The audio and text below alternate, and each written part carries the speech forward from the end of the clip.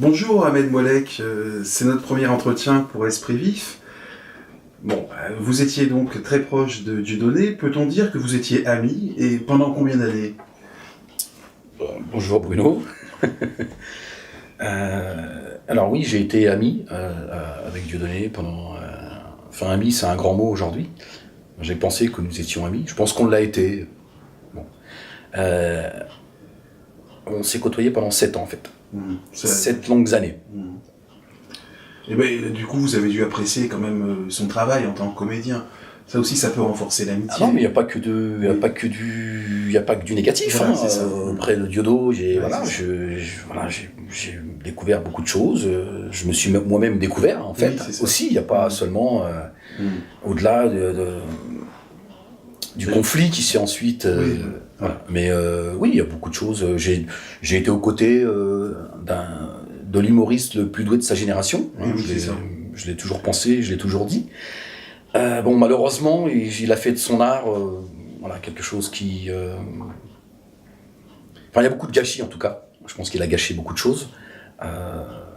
Mais oui, effectivement, il y a plein de choses que j'ai vécues à ses côtés, que je n'aurais pas vécues si nos chemins ne s'étaient pas croisés à un moment donné. Donc finalement, c'est plus une évolution dans l'utilisation de son art qui petit à petit vous amènerait à vous séparer de lui dans le temps. C'est un peu comme ça que se serait fait la rupture. C'est-à-dire, vous voyez les choses de l'intérieur. Est-ce que vous voyez beaucoup de choses de l'intérieur? À quel moment se fait la séparation et pourquoi?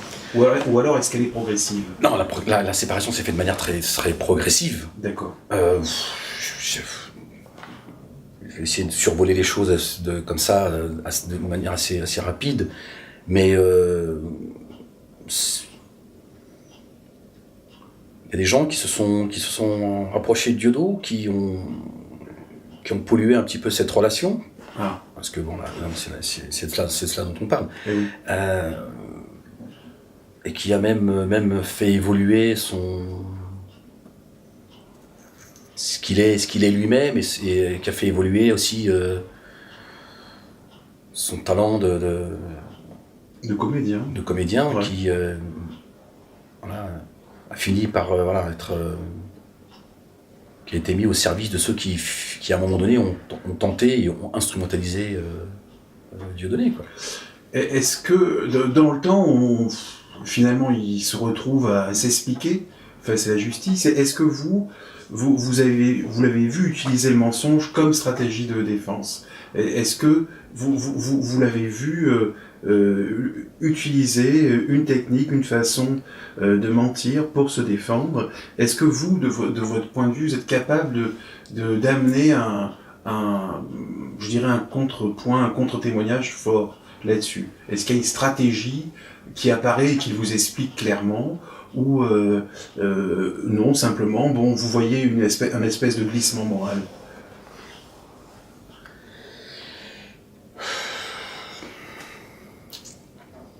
Bon, je peux pas répondre de manière directe à cette question. Je vais y répondre, hein, c'est pas le problème.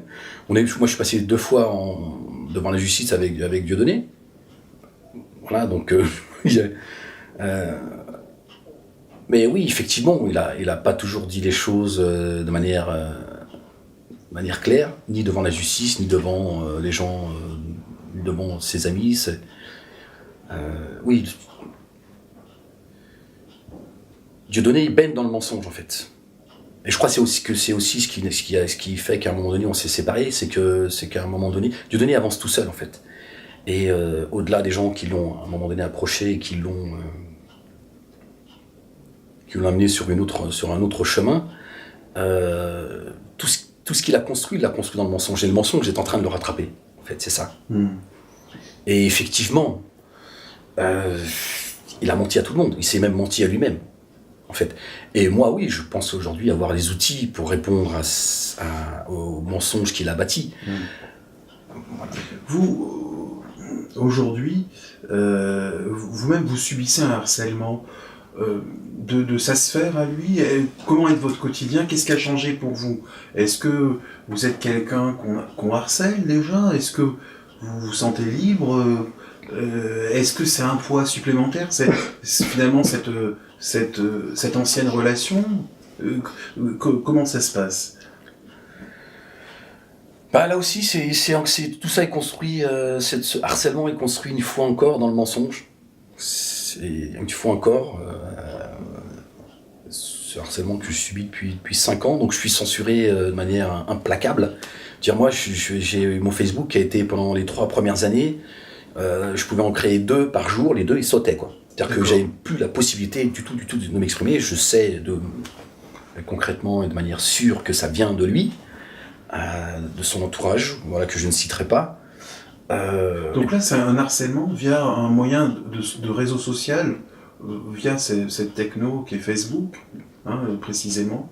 Facebook, j'ai mon YouTube aussi sur lequel on est rentré, on a enlevé des vidéos, on a supprimé des vidéos, on a mis des vidéos en privé. Oui. Enfin voilà, c'est vraiment c'est une censure pour m'isoler, pour m'empêcher de m'exprimer. C'est plein de montages vidéo qui ont été faits de mes vidéos pour me faire passer pour un fou, pour que les gens viennent rire, etc., etc. C'est vraiment un procédé très, c'est du harcèlement quoi. C'est-à-dire qu'on présente votre personnalité de manière différente de ce qu'elle est via une falsification de vidéos, via l'utilisation de documents vidéo. On présente un autre personnage. Oh, on prend des bouts de ce que je dis pour qu'on sorte de son contexte. On fait des montages, on fait des ralentis, on y met des commentaires.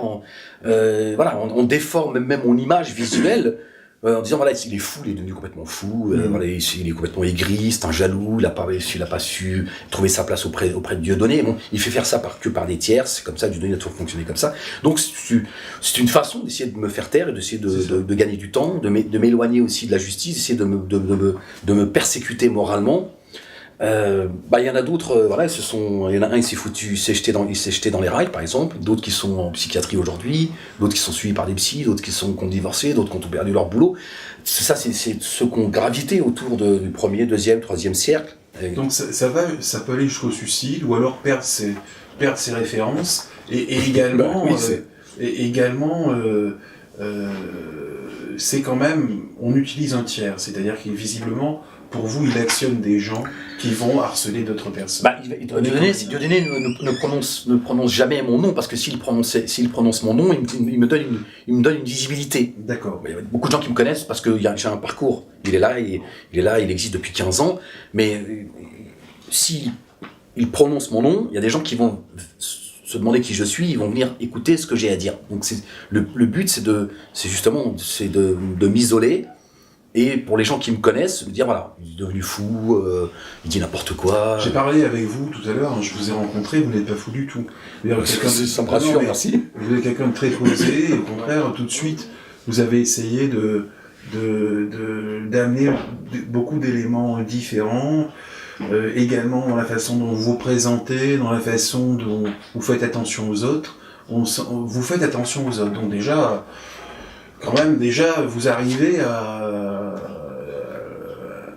à percevoir l'autre et à ne pas être que sur vous-même. Ce qui est déjà, c'est déjà un signe. Mais ce que vous dites là, c'est marrant parce que c'est tous les gens qui me rencontrent, tous ceux qui me rencontrent me disent merde, j'ai l'impression de rencontrer quelqu'un d'autre en fait. Oui. J'ai pas du tout l'impression, mais c'est ce qui saute aux yeux tout de suite aux gens. Je veux dire merde, je trouve quelqu'un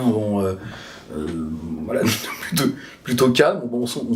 Certains perçoivent, parce qu'ils ont cette sensibilité, perçoivent une certaine nervosité chez moi, certes, mais voilà, oui, je fais attention aux gens, je suis pas du tout, en tout cas, mais c'est parce qu'aussi, cette image que l'on véhicule depuis 5 ans, elle est très forte, d'un fou aigri, jaloux, etc., etc. Donc les gens se font une... Et donc, quand on me rencontre dans la vie réelle, c'est tout l'effet inverse, et donc ça tout de suite, c'est la première chose c'est ce qu'on me dit souvent. Des fois, je rencontre des gens qui me reconnaissent, qui me disent tiens, et puis on discute 5 minutes, et on me dit non, c'est pas, j'ai l'impression de rencontrer quelqu'un d'autre, quoi. J'ai l'impression, je vous appelle par votre prénom, Ahmed. Oui, pas de souci. Que vous avez finalement manqué d'une tribune. Finalement, on vous coupe, et vous avez manqué une tribune pour pouvoir débattre et construire avec les autres. Parce que c'est ce que les autres avaient, mais qu'on vous enlevait. j'ai l'impression que vous avez manqué d'une tribune. Mais alors, je ne sais pas quelle est l'intention de cette question. C'est une intention cathartique et de bien vivre. Je pense que vous vous retrouvez à mi-chemin entre les artistes et des politiques. Forcément, c'est... Non, c'est parce que je dis ça parce que sous mes vidéos, par exemple, sous les commentaires ou ce harcèlement que je subis en permanence, c'est tu n'as pas trouvé ta place, donc tu es aigri, tu es jaloux, etc., etc. Et donc c'est pour ça que je dis ça. Mais non, mais on peut déjà répondre. La place, elle est dans l'être.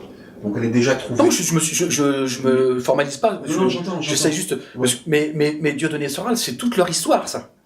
Ah. C'est toute leur histoire. Dieudonné. Moi, j'ai été à ses côtés pendant 7 ans. J'ouvre les guillemets. Je m'expliquerai si vous en avez envie. J'ai coécrit ses spectacles avec lui. Ah. Sur le domaine politique, j'ai été son conseiller.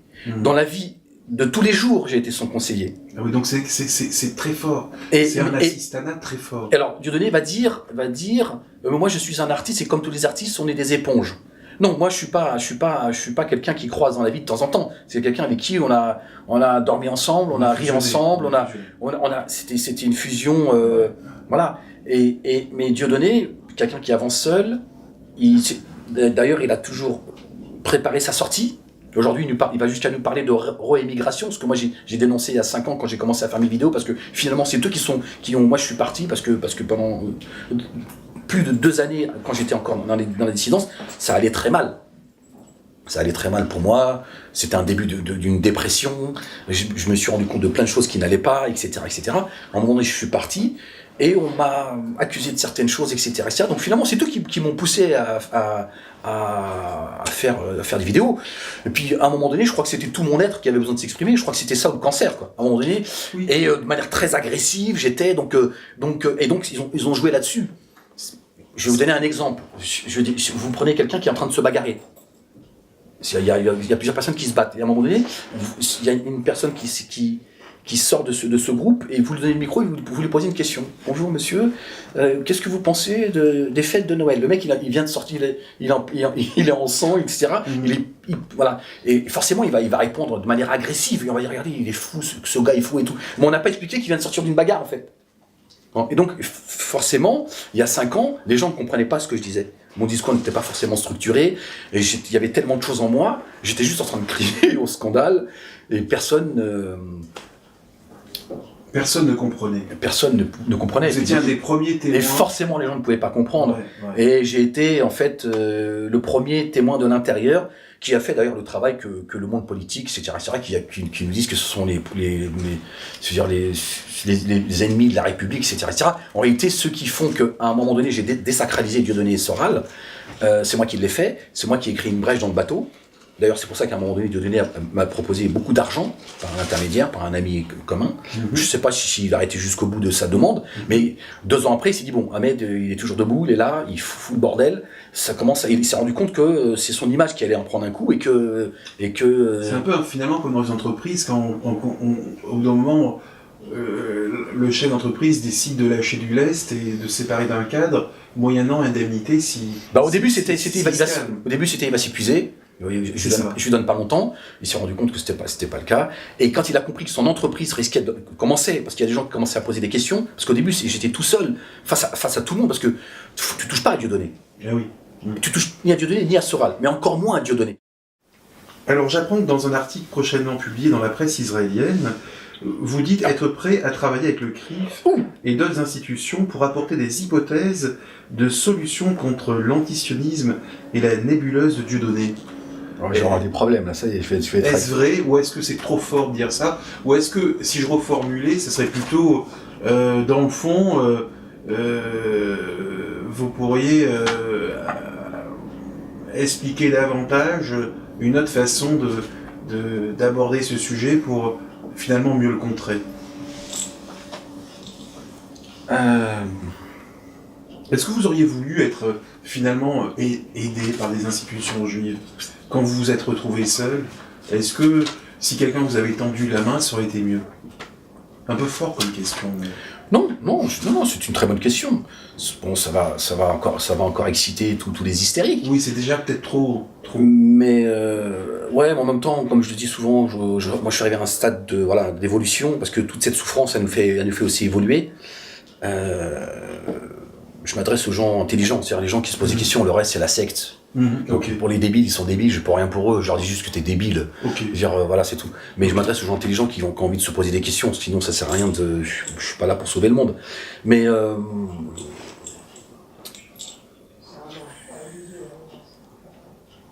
est-ce que ma question est pipeau? Il n'est pas question de presse israélienne qui pose des questions? Non, il y a une interview qui m'a été faite, que m'a demandé, je dis moi j'ai aucun problème. C'est juste ça. Cette interview m'a été faite parce que mes positions ont radicalement changé. Ouais. C'est mon cheminement. Là encore, je suis attaqué par toute cette bande de crétins parce que voilà, il y a aujourd'hui. Oui, là c'est un point important. C'est ce cheminement, c'est-à-dire tu quittes ce qu'on pourrait appeler l'antisionisme primaire, on peut le définir comme ça, tu quittes cette posture, et en fait, tout à l'heure tu disais, je vis, j'évolue, je vais dans le réel, donc mon point de vue évolue. Alors, on en est là. C'est ça le point. Oui, mon point de vue évolue, et pour répondre aux questions précédentes, oui, il y a une interview qui a été faite, j'ai répondu très clairement, très franchement. Ouais.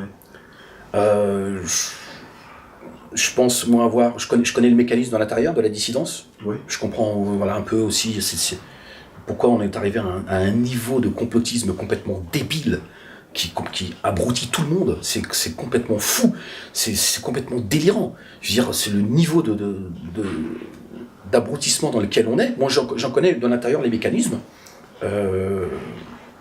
Oui, aujourd'hui, je suis prêt à travailler avec des institutions telles que le CRIF, parce que aujourd'hui, je pense que j'ai évolué dans ma façon d'appréhender les choses. Est-ce que, et ça c'est assez intéressant quand on est dans une dissidence, est-ce que par exemple on a été influencé par des lectures? Est-ce que finalement on a des techniques de communication? Est-ce que, par exemple, si on a fait de l'aïkido, on se sert des arts martiaux pour finalement les transposer dans des modes de communication de rupture, etc. Est-ce que, c'est venu dans ton chemin comme ça, ou est-ce que déjà vous étiez féru et vous disiez, dans un système de communication, il faut faire comme ça parce que je l'ai lu? Ou alors, non, il y avait un spectacle, vous avez vécu autour, et puis voilà. C'est juste mon histoire, c'est tout. C'est pas plus compliqué que ça. C'est juste mon histoire. J'étais aux côtés de quelqu'un, d'un humoriste, le plus doué de sa génération, selon moi. Je pense que même ses pairs le reconnaissent. Il a pris une route. Je l'ai prise avec lui pendant quelques années. Donc j'ai pu comprendre beaucoup de choses. J'ai pu voir des choses de l'intérieur. J'ai pu voir ceux avec qui il était en confrontation directe. J'ai pu voir comment ils évoluaient. J'ai vu de l'intérieur comment ça évolue. J'ai vu ceux qui le soutenaient, comment ils évoluent. J'ai pu voir des institutions juives, ou voir le public juif, comment il se comportait face à cette dissidence. Donc tout ça, c'est un apprentissage, c'est quelque chose qui a mûrement, tout ça, je me suis posé 36 000 questions, et puis cet isolement dans lequel je me suis retrouvé, ça m'a permis aussi de me retrouver avec moi-même, de réfléchir avec tout ça, et de me poser véritablement les bonnes questions. Voilà, parce que moi j'ai participé à tout ça. On a été sur des terrains extrêmement sensibles, sur le conflit israélo-palestinien, sur la Shoah, etc. Toute la chanson Shoah Ananas qui a bousculé aussi la communauté juive. Voilà, à un moment donné, je me suis posé les bonnes questions. L'Iran, etc. Donc tout ça, j'ai vu un petit peu qui était derrière ces dissidences, qui la soutenait, d'où viennent les financements. Donc vous avez vu les financements passer? C'est des choses dont je ne parlerai pas clairement. J'en ai parlé. Soran en a parlé lui-même, dans une de ses vidéos. Il a parlé d'un financement à hauteur de 3 millions d'euros concernant la liste antisioniste. Moi, j'en ai fait une vidéo. J'ai parlé de où est le butin de guerre. Ouais. Voilà, donc Manuel Valls a réagi par rapport à cette vidéo, etc. J'ai lancé des messages, parce qu'évidemment mes vidéos sont écoutées par le monde politique, etc., etc. Parce que je viens de l'intérieur, j'ai construit cette dissidence. Bon, moi, je ne construisais rien, en fait. Je veux dire, moi, j'ai pas appelé ça la dissidence, c'est moi qui l'ai appelé. Mais c'est comme ça qu'elle s'appelle aujourd'hui, elle s'appelle la dissidence. Voilà. Moi, tout ça, je l'ai construit. J'ai pas attendu après Soral, j'ai attendu après personne. Donc, j'en connais le mécanisme. Et évidemment, moi, je suis jamais allé en Iran, contrairement à ces crétins qui disent que j'étais en Iran, certains me disent que je suis chiite. Enfin, le complotisme, je suis payé par tout le monde. Bon, j'aurais aimé être payé par tout le monde, parce que bon, on aurait pu faire notre interview les pieds devant la cheminée. C'est pas le cas, mais c'est complètement délirant. Voilà. Cette dissidence, voilà, le travail qu'on a fait. Et puis en fait, aujourd'hui, moi, ce qui m'intéresse, c'est pas Dieudonné et Soral. Dans l'absolu, je m'en fous. Ça y est, c'est la fin pour eux. C'est la fin pour eux. Voilà, c'est le déclin. Voilà. Mais je crois que le monde politique, etc., n'ont pas compris en réalité le mal que l'on a fait. Moi, à mon grand regret, j'y ai participé, même si mes intentions, elles n'étaient pas les mêmes, que c'est de boutiquiers, c'est de escrocs. Mais en fait, on a fait beaucoup de mal. Moi, je rencontre des gens qui me reconnaissent, et des gens de toute classe sociale, des gens, des paumés, comme des gens qui sont très bien insérés dans la société, mais qui sont dans un complot, mais c'est complètement hallucinant, quoi. Ouais. Complètement hallucinant de voir toujours la même... Cette peur continue, et les gens imaginent les choses. Mais c'est délirant, ils sont dans un... C'est complètement... Le complot, c'est une véritable maladie, en fait. D'accord. Dans laquelle moi j'ai baigné aussi, hein. Je veux dire, j'ai pas de... Voilà. Mais il faut sortir de ça. Et mon cheminement aujourd'hui, les complotistes continuent dans tout...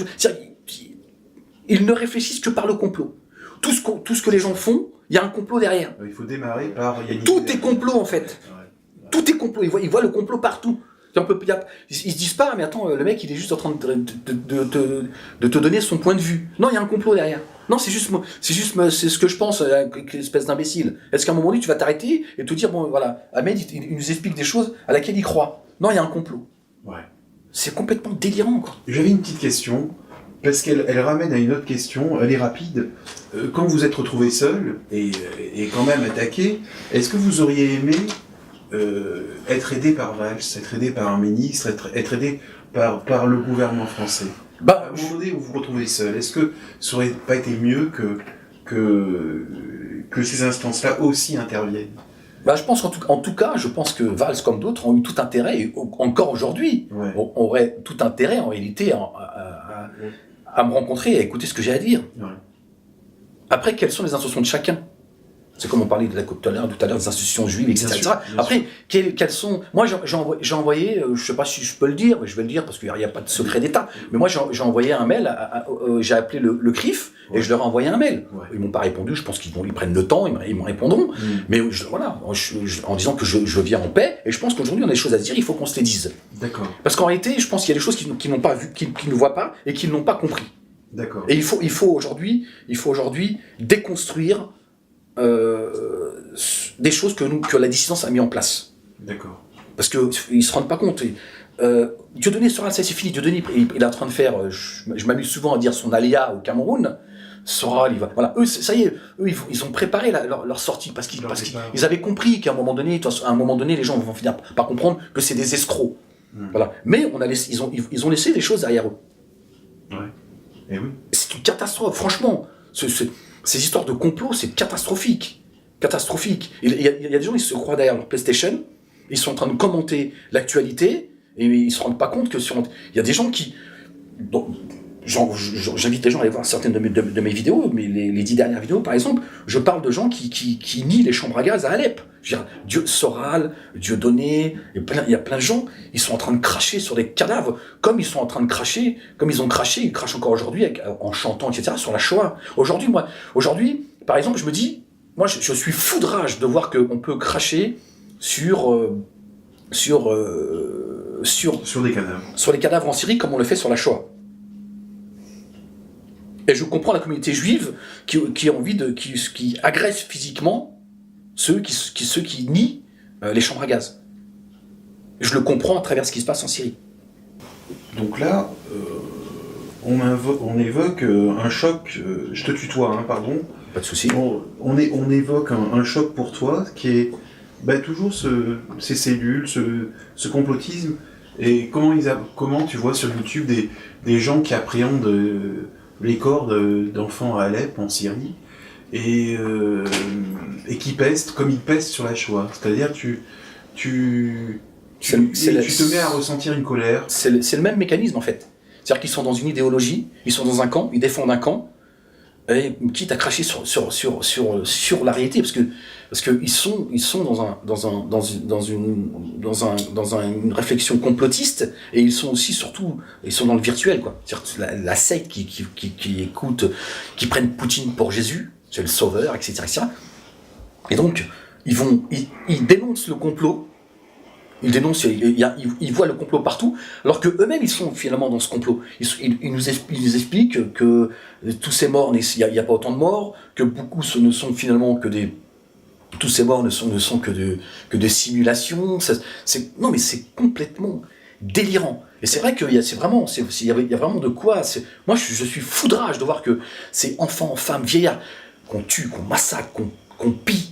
Parce que on nous ramène tout le temps au conflit israélo-palestinien, parce que l'escroquerie aussi, c'est t'es pro-palestinien, anti-israélien, voilà, voilà, tu es quelqu'un, tu deviens leur ami, quoi.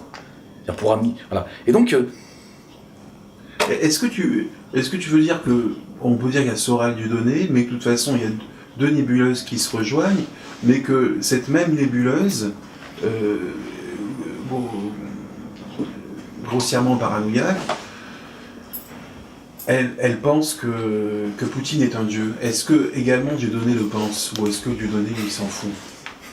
Parce que c'est la position de Soral qui va aller à fond vers Poutine. Non, Dieudonné, lui, Dieudonné, il se fout de tout en fait. Oui, mais quand je dis ça, je fais attention, parce que Dieudonné, il aimerait.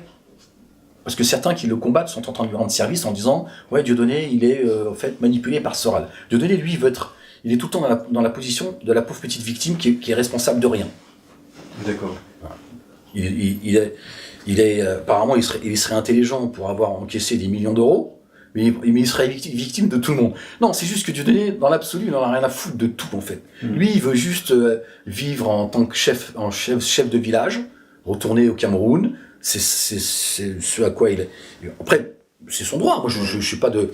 Mais voilà, la France, ce qui se passe en France, il en a strictement rien à foutre. Voilà. Et Dieudonné, il est pro-Poutine parce que ça fait partie de son business. D'accord. Il est pro-Iran parce qu'il a compris que l'Iran, l'Iran, leur dogme est chiite, contrairement aux sunnites qui sont majoritairement des crétins endormis, ils veulent leur mosquée, le voile, le halal, et le reste, ils n'en ont strictement rien à foutre. Moi, je leur dis en face, c'est une bande de crétins qui nous ont débilisés avec la religion, parce que moi, je fais la différence entre la foi et la religion. Je dis souvent que le voile est une prescription religieuse, pas divine. Voilà. Par contre, Dieudonné a compris que les chiites, ils sont très politisés, ils sont éduqués, et Dieudonné, il se dit, les chiites, ils vont pouvoir casser la gueule un jour aux Israéliens. Ça lui convient. Donc, il est avec eux. Mais ici, demain... D'ailleurs, la Syrie, on en parlait. La Syrie, c'est la victoire de l'Iran, c'est pas la victoire de Bachar al-Assad. Oui. C'est important de comprendre ça. Je te coupe. Il est profondément antisémite, Dieudonné. Bip. Est-ce qu'il est atteint de cette maladie ou pas? Non, c'est pas une maladie. C'est juste, il a un problème avec les Juifs. C'est pas une maladie, être antisémite. C'est un racisme. On l'appelle comme on veut. Il n'aime pas les Juifs. On n'aime pas les Noirs, les Arabes, les Juifs, les musulmans pour des raisons qui nous appartiennent tous. C'est tout. Voilà. Dieudonné, il a des comptes à régler et il n'aime pas les Juifs parce que ça lui est propre. Voilà. Après, si ça intéresse certains de ses voix. Pas de manière obsessionnelle. Je pense que j'ai plus besoin de. Je veux dire, celui qui fait un petit peu. Suffit de voir son parcours, en fait. J'ai envie de dire, à un moment donné, je veux dire, c'est encore étonnant de poser la question. D'accord. Et Dieudonné, c'est-à-dire que Dieudonné, il est tellement malsain et malin, pas intelligent, malin, qu'il en a fait un business. Ok. C'est tout. Il s'est dit, allez, il y a quoi? Je dis n'importe quoi. Allez, il y a 20% d'antisémites en France. ça va me permettre de régler des comptes, ça va me permettre de faire du fric, de faire ce que j'ai à faire, me casser. Et puis si en plus je peux aider ceux qui vont casser la gueule aux juifs, ça m'intéresse. Voilà, grosso merdo, c'est ça. Vous avez envie, donc aujourd'hui, de parler d'autre chose, de ce choc que vous ressentez, la distance que vous voulez prendre avec des sphères paranoïaques, je les appelais comme ça. Et vous voulez également parler de foi, plutôt que de changer un petit peu les mots. J'ai lu, un collègue m'a noté, vous parlez souvent de musulmanisme, en expliquant que les textes sacrés sont pris en otage. Je vais me faire des problèmes encore. Alors non, cherchez la merde. Alors n'en parle pas, non. Non, je rigole. Non, mais c'est important, non. Au Non, contraire. je Non, au contraire. On est plus, à la limite, c'est une façon de te découvrir, et c'est également une façon pour toi de savoir que tu pourras intervenir avec nous, t'exprimer régulièrement chez nous. T'es pas Alors, là pour... c'est où chez vous? C'est Esprit Vif. D'accord, non, pour que les gens le sachent aussi. Ouais. D'accord. Mais c'est... Puis je le découvre T'es pas avec là vous. pour non plus te faire emmerder, tu vois, à cause de nous, ou grâce à nous. Donc c'est plus... Moi, je peux pas être plus emmerdé que ce que je suis aujourd'hui. Voilà. Je dis, franchement, détendez-vous. T'es plus... si t'as des choses à dire, tu les dis, et aussi tu te protèges. Non, mais j'étais dans l'humour, faut pas faire attention. Ok, voilà, non, mais je suis assez... comme tu as souffert, on préfère le dire, tu vois. Ouais, Ok. non, ça va, je suis pas... Ceux qui souffrent, ils sont sous les bons. Moi, voilà, j'ai mon histoire. Voilà, j'ai mon histoire. Ils font ce qu'ils ont à faire. Moi, je suis là, je mange, je dors. Après, voilà, chacun son...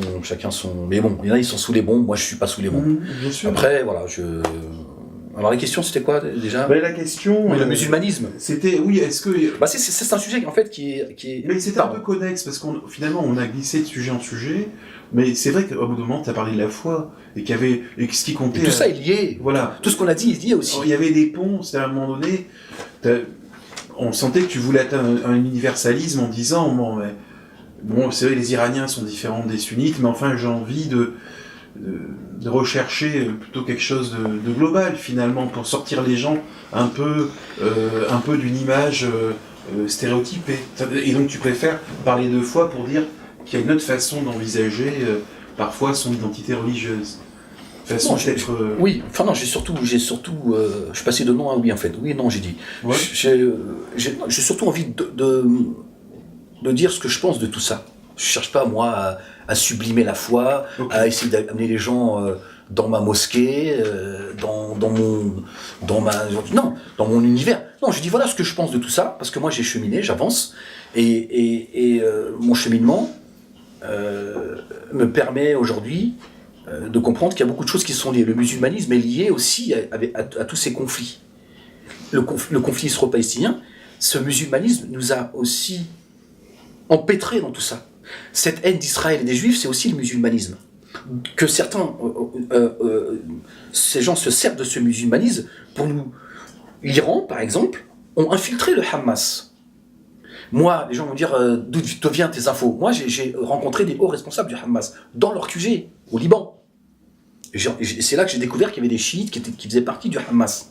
La dissidence, jusqu'à aujourd'hui, continue à essayer de me faire passer pour un crétin en disant Ahmed, il se prétend musulman, il a découvert en 2006 qu'il existait des chiites. C'est une escroquerie et c'est du foutage de gueule. De quoi ils parlent, ces gens? Une fois encore, pour essayer de discréditer ma parole. D'accord? Et en fait, moi, j'ai simplement envie de dire à des gens, voilà, j'ai un parcours, moi, je crois pas au hasard. Je crois que si j'ai rencontré Dieudonné dans ma vie, je l'ai rencontré vraiment par le hasard. On peut appeler ça comme ça. Bon, voilà, je pense que j'ai, entre guillemets, voilà, une mission. Hein, je vais faire attention à ce que je dis, parce qu'on va m'interner. On va dire, ça, lui aussi, il se prend pour... Non, je veux dire, je pense qu'on a tous des choses à comprendre et à les faire partager. Et ce musulmanisme nous enfonce dans cette folie dans laquelle on est aujourd'hui. Et Dieudonné Soral l'ont compris. D'autres l'ont compris aussi. D'accord? Et aujourd'hui, il y a des gens, ils se sentent obligés, ils se sentent investis d'une mission pour aller libérer la terre de Palestine. Moi, j'ai dit à des gens, aujourd'hui, j'ai dit aux Palestiniens, moi, si j'étais vous, je mettrais les Israéliens face à leurs responsabilités et je mettrais ceux qui prétendent vouloir vous défendre face à leurs responsabilités. Dégagez de la Palestine. Sortez de là. On me dit, tu te rends compte? T'en es arrivé jusqu'à maintenant vouloir sortir les Palestiniens de chez eux. Je dis non. Je dis, toi qui applaudis ces enfants qui ont 15 ans, qui vont les mettre des coups de couteau parce qu'ils ont plus de perspective. Ils sont nés ils naissent dans la guerre. Il y a des gens qui sont en train qui en font des bombes humaines. Moi, je dis, envoie tes enfants. Et moi, je dis à ces mamans, prends ton enfant, change de pays, et puis voilà, sors de là, parce que derrière tout ça, il y a des gens qui sont en train de vivre ce conflit par procuration. On est en train de vous mettre là-dedans. Voilà. Et tous ces escrocs, ils sont en train de dire vive Palestine, ils en ont rien à foutre. Voilà, c'est tout ce que j'ai envie de dire. Et donc, tu as tous ces crétins, parce qu'il y a beaucoup de crétins, et puis aussi la cellule, qui ont compris que c'était un discours de vérité. Les Iraniens aussi, les chiites, qui sont là en train de, qui sont pas contents de mon discours parce que je suis en train de dénoncer en réalité des choses que moi j'ai pu comprendre et voir.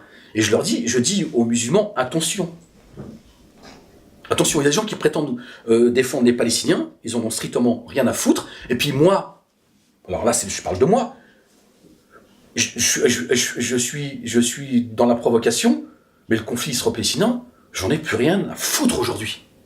Voilà, j'en ai marre de ce conflit. On a l'impression que c'est un 6e pilier de l'islam. Ça va, il y a des gens qui souffrent beaucoup plus que le palestinien. Aujourd'hui, ce qui se passe en Syrie, c'est beaucoup plus conséquent, mais on en a pour des décennies. Ça va être pire que le conflit israélo-palestinien, par exemple. Dernière question, parce qu'on a parlé de religion, est-ce que vous seriez d'accord avec la possibilité d'organiser un Sanhédrin, comme ça a été fait pour le judaïsme sous Napoléon, de le faire avec l'islam? Est-ce que, c'est-à-dire que dans le judaïsme, il y avait à cette époque-là encore l'interdiction du mariage mixte, la polygamie, ça a été réformé. Est-ce que ça, c'est quelque chose qui serait envisageable pour vous ou intéressant? La réforme. Oui, la réforme. Oui, qui rend nerveux beaucoup de gens. Oui, moi je suis pour la réforme. Ouais. Je suis pour la réforme. De toute façon, on n'aura pas le choix on va nous pousser vers la réforme. Donc soit on l'accepte en tant que croyant et on y réfléchit tous ensemble, ou alors on va nous pousser vers cette réforme, de gré ou de force. Bon, moi je préfère y aller de gré. Après, mais oui, je pense que, en tout cas moi, mon islam à moi, c'est un islam qui s'adapte à tous les temps et qui s'adaptera dans 1 milliard d'années. Si dans 1 milliard d'années le monde il est monde, et je pense même que aujourd'hui il est plus qu'urgent avec ce musulmanisme. Vous avez des hommes politiques, parlons clairement. Il y a des hommes politiques qui se sont dit que la seule religion en France, parmi les 3 religions polythéistes, donc le judaïsme, le christianisme et l'islam posait problème. Moi, il fut un temps, j'aurais été scandalisé comme une majorité de musulmans qui le sont. Mais en réalité, ils ont tout à fait raison. Certains nous disent que les seuls qui emmerdent le monde, avec ces termes-là, c'est l'islam. C'est vrai. Sauf qu'on est toujours dans la pleurniche, et quand je dis nous, je dis les musulmans, parce que effectivement, il existe aussi une islamophobie, certes, mais ceux qui emmerdent le monde, c'est les musulmans. Et à un moment donné, il faut qu'on grandisse, qu'on mûrisse, et qu'on aille vers cette réforme. Et effectivement, dans un pays laïque, avoir 4 femmes, c'est quelque chose je comprends, qu'il y a des gens qui disent chez nous, pas chez nous. Chez toi, bon, je sais pas où, parce que ça veut rien dire. Ouais. Enfin, chez moi, c'est ici, en tout cas, en ce qui me concerne moi. Mais je peux comprendre qu'il y a des gens qui disent, bon, l'islam, ok, mais votre islam à vous, qui vient d'Arabie Saoudite ou qui vient de l'Iran, pas chez nous. Je pense qu'il y a des gens qui sont encore un peu chez eux. Et à un moment donné, il faut qu'ils aient le droit quand même de pouvoir exprimer en tout cas leurs doutes, voire leur peur. Et je pense que les musulmans ont tout intérêt à au moins regarder ce qu'a vécu la communauté religieuse, qu'elle soit chrétienne ou juive, et voilà, de s'inspirer en tout cas de ce qu'il y a de bon chez eux. Cet islam de la forme, ce musulmanisme, moi personnellement, ras-le-bol. Parce que déjà, le musulmanisme, il fait beaucoup de dégâts au sein de la communauté musulmane. Et ça, on ne veut pas le voir. Mais malheureusement, on nous explique qu'il n'y a pas de clergé, il n'y a pas d'église en islam, alors qu'en fait, bien sûr que si. Nos intellectuels, l'UIF, le CCIF aujourd'hui, qui est devenu une sorte d'SOS racisme religieux, etc., qui en fait nous ont soumis à à leur croyance à eux. Quand je dis que le voile n'est pour moi pas une prescription divine, mais religieuse, c'est ça que je dis. C'est-à-dire que, en fait, ce sont des hommes qui disent que Dieu a dit ou le prophète a dit, et qui nous soumettent à leur volonté à eux. Moi, je dis, dis-moi que tu penses que Dieu a dit, ce sera plus, pour moi, c'est plus juste. Et que tu dis-moi, je pense que le prophète a dit. Mais ne dis pas que Dieu et le prophète a dit, pour tes intérêts à toi. Souvent, c'est pour le pouvoir, en fait. Tous ces gens-là, tous ces carriéristes, ces institutions que j'ai citées, voilà. Moi, je suis clair avec les 3 religions monothéistes. Je sais que je vais fâcher certains. Pour moi, le judaïsme est une escroquerie. Le christianisme est une escroquerie et l'islam est une escroquerie. En tant que religion. Je sais que je frustre les gens quand je dis ça. Il y a une part chez moi de provocation. Ce que je veux dire par là, c'est que moi, que ce soit un rabbin, que ce soit un curé, que ce soit un imam, pour moi, ces gens, ce sont vraiment des gens de Dieu, des gens qui sont sincères, doivent apporter des réponses à la foi des gens, mais pas les soumettre à ce que eux, ils pensent que Dieu a dit. D'accord ? Ces 3 églises nous ont soumis au désir de ces clergés. Pour moi, un savant, c'est quelqu'un qui dit, voilà, je suis un homme de Dieu, je suis un savant, j'ai voué ma vie pour ma foi, et j'aimerais vous faire partager ce que j'ai compris de la foi, ce que j'ai compris de ce que Dieu a dit. Quand on voit dans le judaïsme, le christianisme et l'islam, ils soumettent les hommes à leur loi, à eux. L'histoire du voile, par exemple, que ce soit dans le judaïsme, le christianisme et l'islam, c'est toujours la soumission des femmes aux hommes, pas à Dieu, en réalité. Quand on pousse un petit peu le raisonnement. Et moi, c'est vers ça que j'ai envie d'aller. Moi, évidemment, apostat, harki, traître, c'est toujours la même chose. C'est-à-dire qu'on est tout le temps... Et puis, je comprends pas, c'est quoi cette violence, en fait ? Je veux dire, dans l'absolu, ce ne sont que des mots que je dis. Ce ne sont que des idées que je donne. Si tu penses que j'ai tort, tu viens et tu m'expliques calmement que j'ai tort. Pourquoi tu veux me pendre sur la place publique ? C'est ça ton Dieu ? Ouais. Moi, j'en veux pas de ton Dieu qui te donne le droit de piller, qui s'octroie la terre promise, par exemple, allons-y, parce qu'il faut que je passe aussi des sujets qui fâchent. Moi, quand des juifs me disent que Israël, c'est la terre promise, je lui dis, c'est ta terre promise à toi. Moi, j'ai pas vu le bail. Je veux dire, voilà. Maintenant que tu me dises que ça fait 70 ans que les Juifs sont en Israël, je dis voilà, non, on va parler de choses sérieuses. Avant, je niais le droit à Israël d'exister. Aujourd'hui, je dis non seulement je te donne le droit d'exister, enfin, je te donne entre guillemets, moi je ne suis rien, mais en plus je pense que tu as le droit de te défendre. Et je crois que finalement, Israël au Moyen-Orient est une très bonne chose pour le Moyen-Orient, parce que je pense qu'elle est la seule démocratie aujourd'hui dans ce Moyen-Orient. Donc c'est un discours mon logiciel a complètement changé. C'est un travail sur moi, sincère, en mon âme et conscience, donc j'ai pas peur qu'on me bute. On me bute, c'est pas grave. Je décidais d'être un homme libre. D'accord ? Mais j'ai envie de dire aussi, aux juifs, aux chrétiens et aux musulmans, sortez de ces 3 sectes, ce sont des escroqueries. Ces 3 églises sont une escroquerie pour moi. Mais je remets pas en cause leur foi. Je remets pas en cause Jésus, Moïse, Mohamed, et voilà.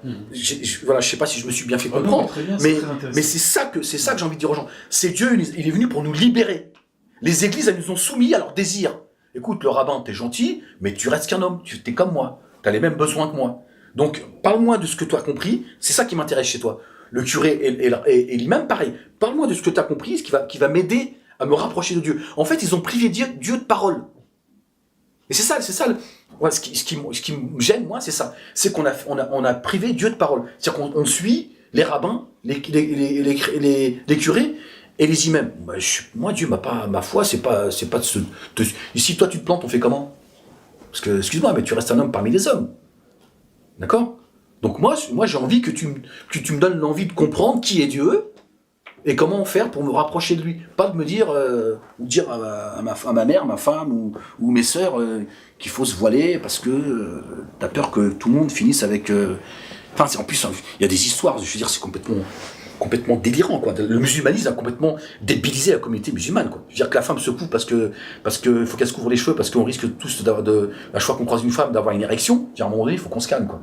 Parce qu'en réalité, c'est ça qu'on veut pas dire clairement. Non, mais si c'est ça ton islam, non, je pense qu'il y a des bons psychologues, il y a des bons médecins, il faut qu'on consulte. Parce que si à chaque fois que tu parles avec une femme et elle est belle, t'as une érection, c'est pas avec la Torah, le Coran et la Bible tu vas régler ça. Tu consultes un médecin, il y a des bons médecins juifs, hein, permettez-moi, permettez-moi de provoquer tous ceux qui vont, Non, mais bien sûr. non, parce que j'entends tous ces musulmanistes qui vont me cracher dessus.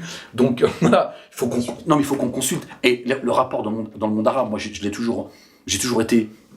Je l'ai toujours nié parce que cette stigmatisation, elle existe. Cette stigmatisation à l'égard de la communauté maghrébine, arabe et musulmane, elle existe. Et en fait, on s'est replié sur nous. Je dis nous. Moi, je me suis extrait de la secte maghrébine et musulmaniste. Hein, mais bon. Mais donc, le fait d'être tout le temps agressé, on rejette tout en bloc. À un moment donné, moi, je me suis dit, attends, il y a aussi moi, aujourd'hui, je revois des vidéos, par exemple, de Bernard-Henri Lévy. Et en fait, quand j'écoute ces vidéos aujourd'hui, je l'écoute plus de la même manière. Il dit beaucoup de vérité. Mais parce que j'ai fait un travail sur moi. À un moment donné, je me suis dit aussi, attends, même chez l'islamophobe, il y a une part de vérité. Donc moi, je pense que l'intelligence, c'est de dire, attends, lui, il m'aime pas pour ce que je suis. Parce que je suis bronzé, parce que je suis musulman, mais est-ce qu'il dit tout est faux? À un moment donné, j'ai envie de savoir ce qu'il dit, si c'est vrai ou pas. C'est ça qui va me faire avancer. Maintenant, si c'est un gros con parce qu'il n'aime pas les noirs, les arabes, les juifs, les musulmans, c'est son problème à lui. Nous, on reste fixé sur ouais, c'est un islamophobe. Non, mais moi, ce qui m'intéresse, c'est ce qu'il dit. Pas celui qui le dit. Ben, il y a des gens, ben, ils ont dit beaucoup de vérité que les musulmans ne veulent plus voir parce qu'ils se sentent agressés. Ahmed Ouelek, j'ai voulu rajouter une question alors que je me présentais en vous demandant quel est votre mot de la fin. Aujourd'hui, vous, qu'est-ce que vous auriez envie de faire?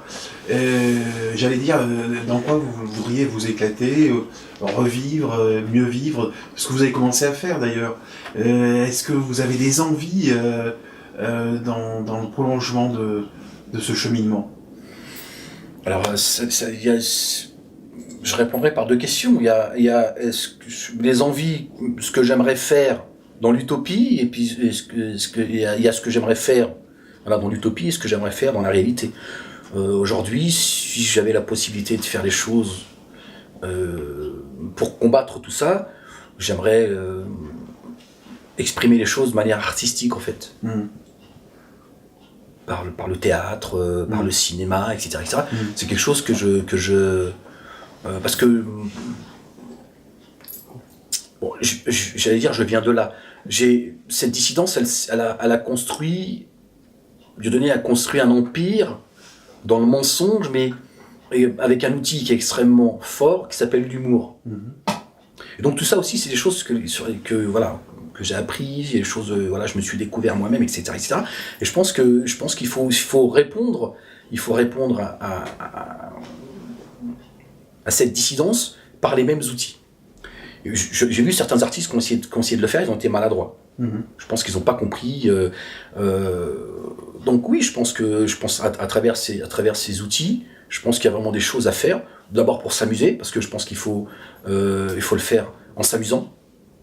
Ouais. Parce que je pense qu'il n'y a rien de plus efficace que quand on fait les choses et qu'on n'a pas le sentiment de travailler, on a le sentiment de s'amuser, entre guillemets. Je veux dire, quand je parle de s'amuser, c'est de prendre plaisir de pouvoir passer des messages avec quelque chose que tu te lèves le matin, tu sais qu'aujourd'hui tu vas faire quelque chose qui va te faire plaisir et que tu sais que ça va être quelque chose qui va être utile. Moi, ce que j'ai envie, c'est d'être utile. Même les vidéos que je fais, même si elles sont faites de manière très artisanale, et je le fais, moi je fais aucun montage, je fais les choses avec mon instinct, etc., etc.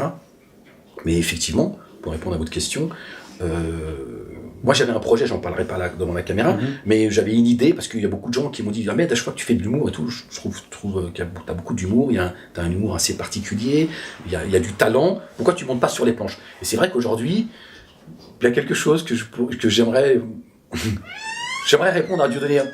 Alors pas, j'ai dépassé, pas lui répondre pour lui répondre. Bien sûr, c'est-à-dire c'est plus un spectacle. Ouais, c'est plus oui, enfin quelque chose d'assez audacieux. Oui.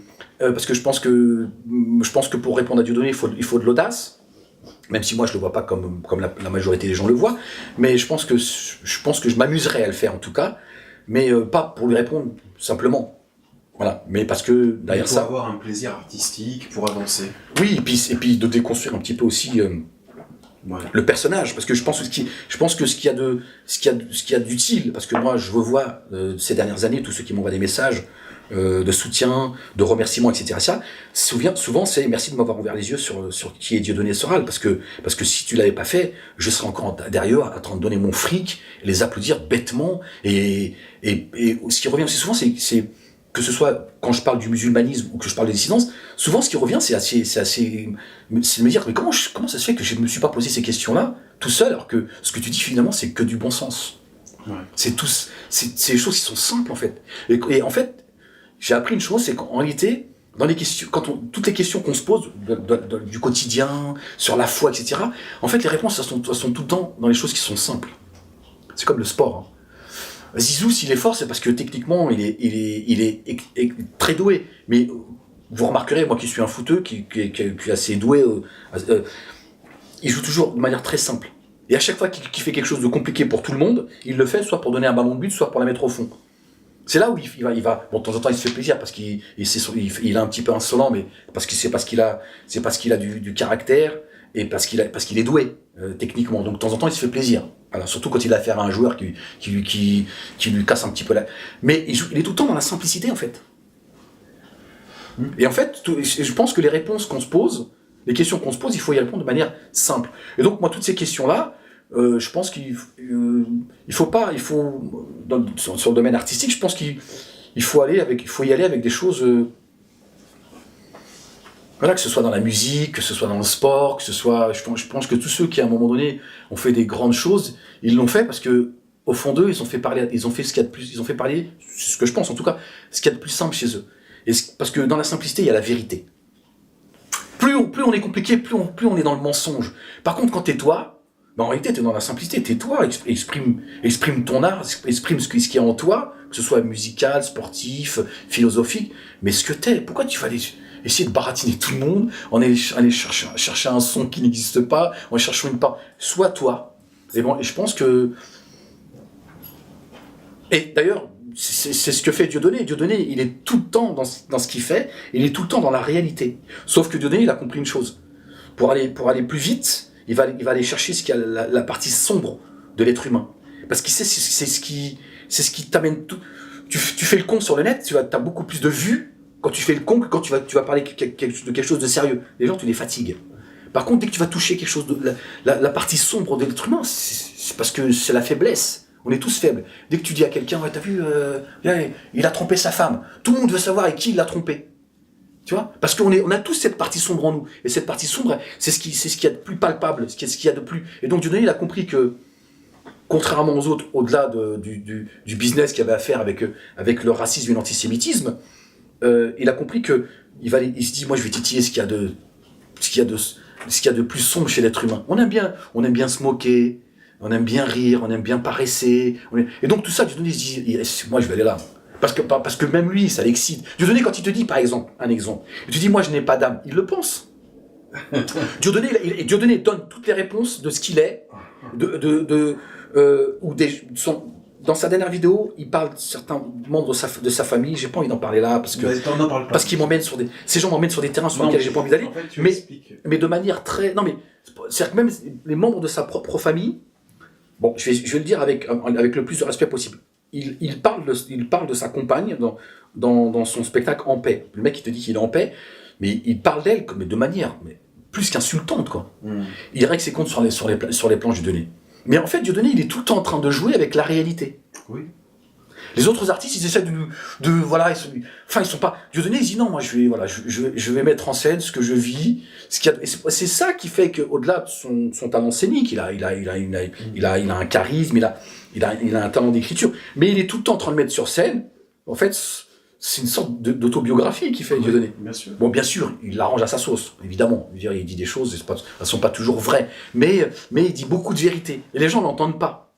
Et donc moi, tout ça, c'est quelque chose c'est de l'acquis.